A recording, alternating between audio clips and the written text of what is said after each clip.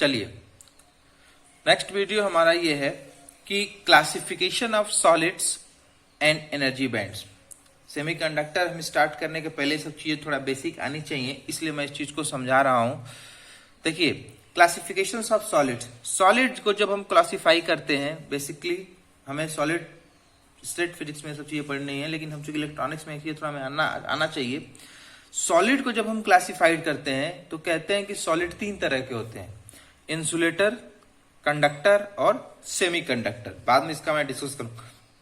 Insulator basically simple language में क्या कहते हैं कि इंसुलेटर वो होता है जिसमें करंट फ्लो नहीं करता है, उसे हम बोलते हैं इंसुलेटर। जैसे प्लास्टिक, वुड, रबड़, ये सब क्या है, इंसुलेटर है। कंडक्टर क्या होता है, कंडक्टर वो होते हैं जिसमें करंट इजीली फ्लो करते हैं, उसको हम बोलते हैं कंडक्टर।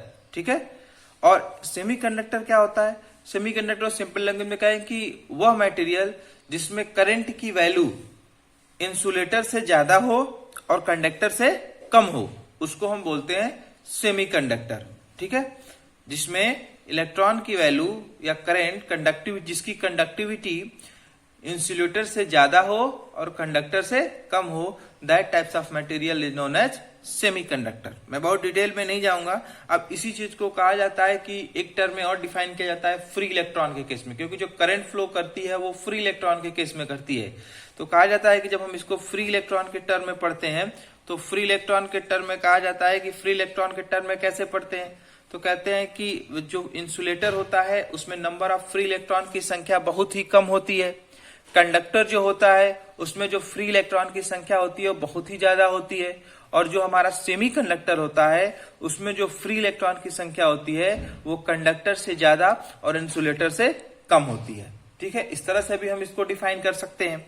दूसरी चीज, यदि हम एनर्जी गैप के टर्म में जाएंगे तो अभी मैं आगे बता रहा हूं, एनर्जी गैप इंसुलेटर का अप्रोक्सीमेटली 15 इलेक्ट्रॉन वोल्ट होता है, कंडक्टर में 0 होता है और सेमीकंडक्टर का अप्रोक्सीमेटली 1 इलेक्ट्रॉन वोल्ट होता है। बाकी मैं सेमीकंडक्टर को आगे चल के डिफाइन करूंगा अपने अगले लेक्चर्स में अच्छे से। अभी मैं यहाँ पे थोड़ा सा एनर्जी बैंड के टर्म में जाना चाहता हूं और इन तीनों को मैं एनर्जी बैंड के टर्म में दिखाना चाहता हूं। ओके, देखिए अब आइए, अब यहाँ पे देखिए, अब conductor, insulator and semiconductor in terms of energy band मैंने बताया था लास्ट वीडियो में, उसको जरूर देखिएगा कि जब भी हम एनर्जी लेवल बनाते हैं तो सबसे पहले हमारा नीचे बैलेंस बैंड होता है और ऊपर कंडक्शन बैंड होता है।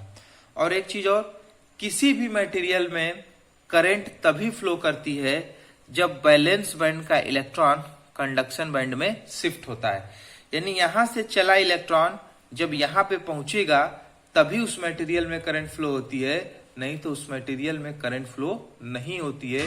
ये कंडीशन है एनर्जी बैंड के टर्म में कि किसी भी मटेरियल में करंट तभी फ्लो होगा जब बैलेंस बैंड का इलेक्ट्रॉन कंडक्शन बैंड में शिफ्ट होगा।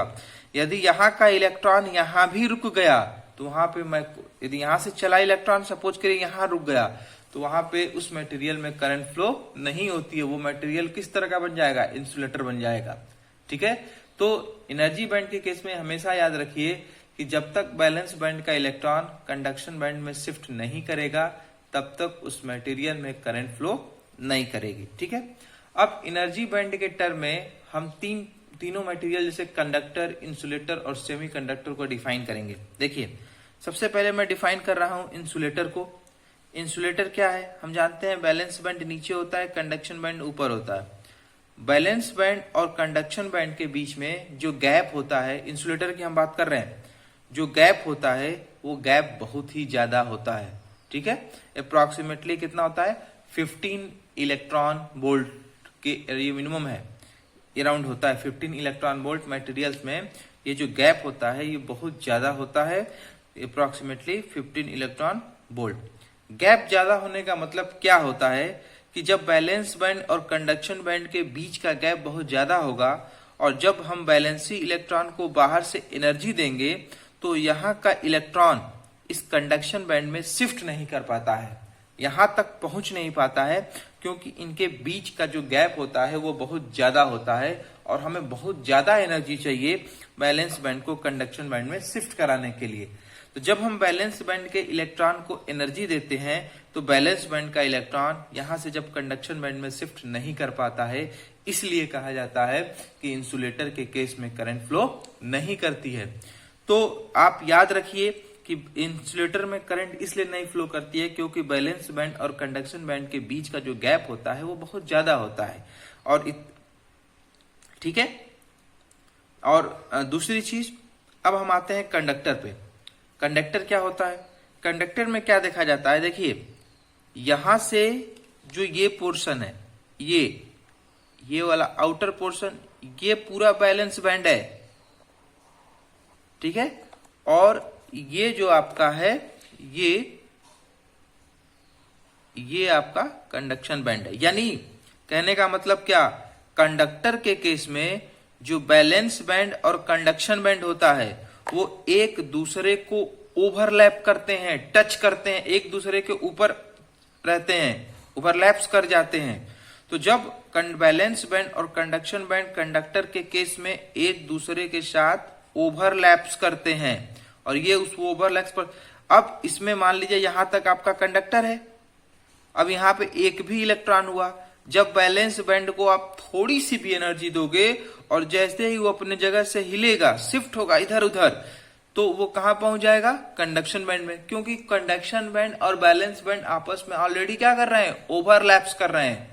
तो करंट में कहा जाता है कि कंडक्टर के केस में करंट इजिली फ्लो हो जाता है। यही रीजन होता है कि कंडक्टर में हमें करंट बहुत ही आसानी से फ्लो करते हैं। यदि आप लोहे के किसी एक सिरे को, एक एंड को टच करें, वहां करंट दें, तो तुरंत करंट कहां पहुंचती है, सेकेंड एंड में पहुंचती है, क्योंकि इसके बैलेंस बैंड और कंडक्शन बैंड आपस में एक दूसरे को क्या करते हैं, ओवरलैप्स करते हैं। ठीक है, थर्ड पॉइंट आते हैं सेमीकंडक्टर। सेमीकंडक्टर में कहते हैं कि जो बैलेंस बैंड और कंडक्शन बैंड होता है उनके बीच का जो गैप होता है वो बहुत ही कम होता है, अप्रोक्सीमेटली 1 इलेक्ट्रॉन वोल्ट होता है। इसलिए इसमें करंट फ्लो होती है लेकिन थोड़ी सी करंट कम फ्लो होती है। तो इसको हम इस तरह ऐसे डिफाइन करते हैं कि सेमीकंडक्टर मटेरियल की जो कंडक्टिविटी होती है वो इंसुलेटर से ज्यादा और कंडक्टर से कम होती है। ठीक है, तो इस तरह से हम balance band, conduction band, insulator, conductor और सेमीकंडक्टर को एनर्जी बैंड के टर्म में एक्सप्लेन करते हैं। कंडक्शन बैंड मैं पहले भी बता चुका हूं कि किसी भी मटेरियल में करंट तभी फ्लो करेगी जब बैलेंस बैंड का इलेक्ट्रॉन कंडक्शन बैंड में शिफ्ट होगा।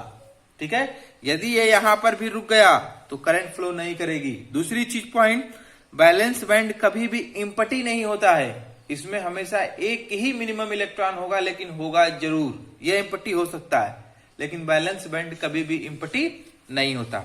तो ये बहुत ही इंपॉर्टेंट टॉपिक है। यदि आप इलेक्ट्रॉनिक्स पढ़ोगे, सॉलिड स्टेट फिजिक्स पढ़ोगे, तो इसमें ही आप हमेशा याद रखिए, पूछता है कि describe the conductor, insulator and semi conductor in terms of energy band.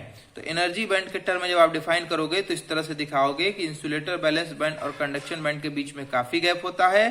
Conductor में बैलेंस बैंड और कंडक्शन बैंड एक दूसरे को ओवरलैप करते हैं और सेमीकंडक्टर के बीच में जो अराउंड गैप होता है, इन दोनों से कंडक्टर से थोड़ा सा ज्यादा कर दो और इंसुलेटर से कम करना, इनके बीच में रखना। यही रीजन है कि कहा जाता है कि जो सेमीकंडक्टर मटेरियल होता है उसकी जो कंडक्टिविटी होती है वो जो उसकी कंडक्टिविटी होती है वो इंसुलेटर से ज्यादा और कंडक्टर से कम होती है।